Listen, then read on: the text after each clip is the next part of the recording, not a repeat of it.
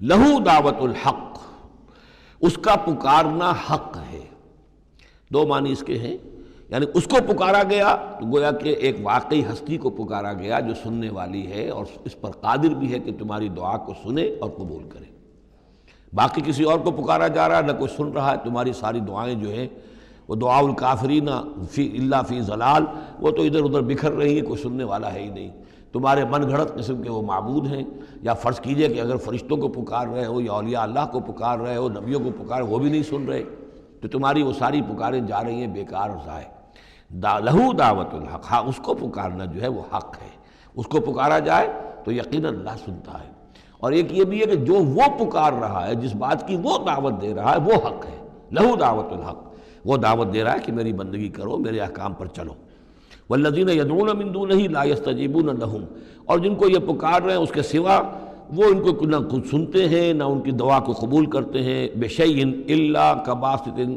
لیکن سوائے اس کے کہ ان کی مثال اس شخص کی سی ہے کباسط کفیہ الی الماء لیبلغ فاہ، کہ کوئی شخص اپنا ہاتھ پانی کی طرف بڑھا رہا ہے کہ وہ پانی جو ہے اس کے منہ تک پہنچ جائے، وما هو ببالغہ، اور وہ پانی اس کے منہ تک پہنچنے والا نہیں ہے۔ جیسے یہ ایک کار عبث ہے، پانی آپ لیں گے چلی میں منہ میں ڈالیں گے، صرف ہاتھ کے بڑھانے سے تو پانی نہیں آ جائے گا۔ جیسے یہ کار عبث ہے، ایسے ہی اللہ کے سوا کسی اور کو پکارنا کار عبث ہے۔ وما دعاء الکافرین الا فی ضلال، وہ الفاظ بھی آ گئے۔ اور یہ جو پکارنا ہے ان کافروں کا جو اللہ کے سوا کسی اور کو پکارتے ہیں، یہ صدا بے صحرا ہے، لا حاصل ہے، ضلال ہے، گم ہو جانے والی دعائیں ہیں۔ وَلِلَّهِ يَسْجُدُ مَن فِي السَّمَاوَاتِ وَالْأَرْضِ، اللہ ہی کے سامنے سر بسجود ہوتی ہے ہر شے اور ہر کوئی جو آسمانوں میں ہے اور زمین میں ہے، طوعاً وکرہا، آمادگی کے ساتھ بھی اور مجبوراً بھی، وَظِلَالُهُمْ، اور تمام اشیاء کے سائے بھی اسی کے سامنے سجدہ کرتے ہیں، بالغدو والآصال، صبح کے وقت بھی اور شام کے وقت بھی۔ صبح کے وقت مشرق کی طرف سے سورج نکلا ہے تو گویا کہ سایہ پڑا ہوا ہے زمین پر، وہ سجدہ کر رہا ہے۔ شام کو مغرب میں سورج ہے تو سایہ جو ہے پھر سجدہ کر رہا ہے اللہ کی طرف، مشرق کی طرف۔ یہ آیت سجدہ ہے، سجدہ کر لیجیے۔ قل من رب السماوات والارض، ان سے پوچھئے کون ہے آسمانوں اور زمین کا مالک؟ قل اللہ، کہیے اللہ ہی ہے۔ قل افاتخذتم من دونہ اولیاء لا یملکون لانفسہم نفعا ولا ضرا، تو کہیے کہ کیا تم نے اس کو چھوڑ کر ایسے ولی بنا لیے ہیں، حمایتی بنا لیے ہیں، معبود بنا لیے ہیں جو خود اپنے لیے بھی کسی نفع و نقصان کا اختیار نہیں رکھتے؟ قل هل يستوي الاعمى والبصیر، کہیے ان سے کہ کیا برابر ہے اندھا اور سبکھا دیکھنے والا؟ ام هل تستوي الظلمات والنور، یا کیا برابر ہو سکتے ہیں اندھیرے اور روشنی؟ ام جعلوا للہ شرکاء، کیا انہوں نے اللہ کے لیے ایسے شریک ٹھہرا دیے ہیں، خلقوا کا خلق ہی، جنہوں نے اللہ کی طرح کی تخلیق کی ہے، فتشابہ الخلق علیہم، تو یہ جو خلق ہے ان پر متشابہ ہو گئی ہے کہ کون سی تخلیق اللہ کی مانے، کون سی تخلیق کسی اور کی مانے، جبکہ وہ مانتے تھے کہ تخلیق کل کی کل اللہ کی ہے۔ ام جعلوا للہ شرکاء خلقوا کخلقہ فتشابہ الخلق علیہم قل اللہ خالق کل شیء،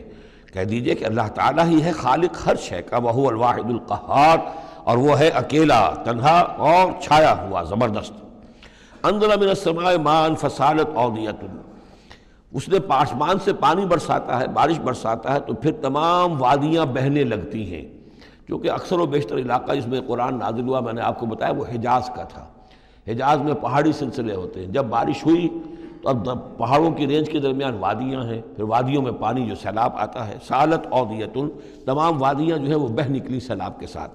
بے قدرہا، اپنی اپنی وسعت کے مطابق۔ کسی وادی کا کیچمنٹ ایریا زیادہ ہے تو زیادہ زوردار سیلاب آ جائے گا، کسی کا تھوڑا ہے کیچمنٹ ایریا، تھوڑا سیلاب آئے گا۔ فاحتمل السیل زبدا رابیہ، اور جب یہ سیلاب آتا ہے تو وہ اپنے اوپر ایک جھاگ سا اٹھا لیتا ہے، وہ جھاگ اوپر اٹھ رہا ہے، جھاگ جو ہے نظر آ رہا ہے بہت کچھ، حالانکہ ہے وہ جھاگ، اس کی کوئی حقیقت نہیں۔ وَمِمَّا يُوقِدُونَ عَلَيْهِ فِي النَّارِ ابْتِغَاءَ حِلْيَةٍ أَوْ مَتَاعٍ زَبَدٌ مِثْلُهُ، اور یہ جب آگ پر تپاتے ہیں دھاتوں وغیرہ کو کہ وہ زیور بنانے کے لیے یا کوئی اور ساز و سامان بنانے کے لیے، تو جب آگ کے اوپر ان کو تپایا جاتا ہے تو وہاں بھی اس کے اوپر بھی جھاگ پیدا ہو جاتا ہے اسی طریقے کا۔ کذالک یضرب اللہ الحق والباطل، اسی طرح اللہ تعالیٰ حق و باطل کو ٹکراتا ہے۔ اس کے دو ترجمے کیے گئے ہیں، اس طرح اللہ تعالیٰ حق و باطل کو ٹکراتا ہے،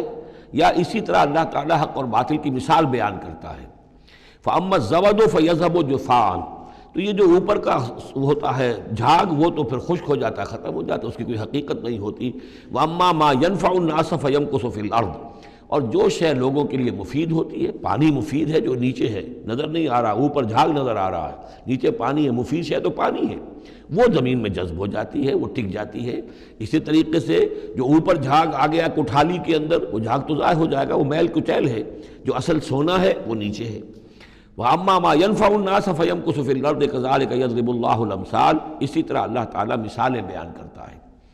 یہ مقام اس اعتبار سے بہت اہم ہے کہ اس میں جو ڈائلیکٹیکل میٹریلزم کا فلسفہ ہے مارکس کا، اس کا جتنا حصہ صحیح ہے وہ یہاں قرآن مجید میں اس آیت میں موجود ہے۔ یہ جتنے بھی نظریات ہیں جدید دور کے، ان میں سے کوئی بھی ایسا نہیں ہے کہ جو 100% غلط ہو، چاہے ڈاروین کا نظریہ ہو اور چاہے وہ فرائیڈ کے نظریات ہوں، چاہے مارکس کے نظریات ہوں، اس میں گڈمٹ ہے غلط اور صحیح۔ تو جہاں تک ڈائلیکٹیکل میٹریلزم کا یہ فلسفہ ہے کہ ایک شے کسی معاشرے میں پیدا ہوتی ہے، وہ دعویٰ بن جاتی ہے، تھیسس، اس کا پھر ایک رد عمل پیدا ہوتا ہے، اینٹی تھیسس، پھر یہ تھیسس اور اینٹی تھیسس ٹکراتے ہیں، ان کے ٹکرانے سے پھر ایک نئی شکل پیدا ہوتی ہے، وہ اب سنتھسس ہے، ایک بہتر شکل وجود میں آ جائے گی۔ لیکن یہ سنتھسس بھی کامل نہیں ہے، اس کے اندر بھی کوئی نقص ہے، لہذا پھر اب یہ سنتھسس بن جائے گا، اس کے ہی کوکھ سے ایک اینٹی تھیسس جو پھر جنم لے لے گا، پھر یہ سنتھسس اینٹی تھیسس ٹکرائیں گے، پھر سنتھسس ہوگا، اس طرح درجہ بدرجہ چیز جو ہے آگے بڑھتی جا رہی ہے۔ اس تصادم میں جو شے لوگوں کے لیے، انسانوں کے لیے مفید ہوتی ہے وہ باقی رہتی ہے، اور جو شے مفید نہیں ہوتی وہ ختم ہو جاتی ہے۔ یہ پوری تھیوری ہے، لیکن چونکہ اس میں سارا معاملہ ہے مادے کا، روح اور اس کی حقیقت یہ ان لوگوں کے سامنے سرے سے ہے نہیں۔ اس حوالے سے ہی ساری گمراہی ہو گئی ڈاروین کے نظریے میں، اسی حوالے سے ساری گمراہی ہو گئی فرائیڈ کے نظریے میں، اسی حوالے سے ساری گمراہی ہو گئی مارکس کے نظریے میں۔ لیکن یہاں بھی دیکھیے، جیسے کہ سورہ انبیاء کی آیت نمبر 18 میں آیا ہے، بل نقذف بالحق علی الباطل فیدمغہ، ہم دے مارتے ہیں حق کو باطل پر، تو باطل کا وہ بھیجا نکال دیتا ہے، فاذا ہوا زاہق، اور باطل جو ہے پھر وہ غائب ہو جاتا ہے۔ تو باطل کی حیثیت یہ ہے۔ تو یہ ٹکراؤ جو ہے حق و باطل کا اور خیر و شر کا کشاکش جو ہے یہ ہو رہی ہے، تو اس میں بھی ایک حد تک بات صحیح ہے کہ تدریجاً پھر جو نسل انسانی ہے وہ تمدن کے ارتقاء کے مراحل وہ طے کر رہی ہے، اور رفتہ رفتہ بہتری کی طرف آ رہی ہے، جس کو اقبال نے کہا ہے کہ ہر کجا بینی جہان رنگ و بو، کہ از خاکش بروید آرزو، یاد نور مصطفیٰ اورا بہاست، یا ہنوز اندر تلاش مصطفیٰ است۔ یہ جو سوشل ایولیوشن ہے یہ خود رفتہ رفتہ اب اسی راستے پر بڑھ رہا ہے جس راستے پر کہ محمد رسول اللہ صلی اللہ علیہ وسلم نے اب سے 1400 برس ایک ہی چھلانگ میں نوع انسانی کو پہنچا دیا تھا۔ كذلك يضرب الله الحق والباطل فاما الزبد فيذهب جفاء واما ما ينفع الناس فيمكث في الارض كذلك يضرب الله الامثال للذين استجابوا لربهم الحسنى، جو لوگ اپنے رب کی دعوت پر لبیک کہتے ہیں، قبول کرتے ہیں اپنے رب کے احکام کو، ان کے لیے بھلائی ہے۔ والذین لم يستجیبوا له، اور جو لوگ اس کی پکار پر لبیک نہیں کہتے، لو ان لهم ما في الارض جميعا ومثله معه لافتدوا به، اگر ان کے پاس کل زمین میں جتنا ساز و سامان ہے، دولت ہے، وہ بھی ہو اور اتنا ہی اور بھی ہو، تو وہ سارا بھی وہ فدیے میں دینے کے لیے تیار ہو جائیں گے۔ اولئک لہم سوء الحساب، ان کے لیے یقیناً برا حساب ہے، یعنی حساب سے جو نتیجہ ان کے حق میں نکلنے والا ہے وہ بہت برا ہے۔ ومأواہم جہنم، ان کا ٹھکانہ جہنم ہے، وبئس المہاد، اور وہ بہت برا ٹھکانہ ہے۔ افمن یعلم انما انزل الیک من ربک الحق، کیا بھلا وہ شخص جو یہ جانتا ہے، جسے یقین ہے کہ اے نبی جو کچھ آپ پر آپ کے رب کی طرف سے نازل کیا گیا ہے وہ حق ہے، کمن ہو اعمیٰ،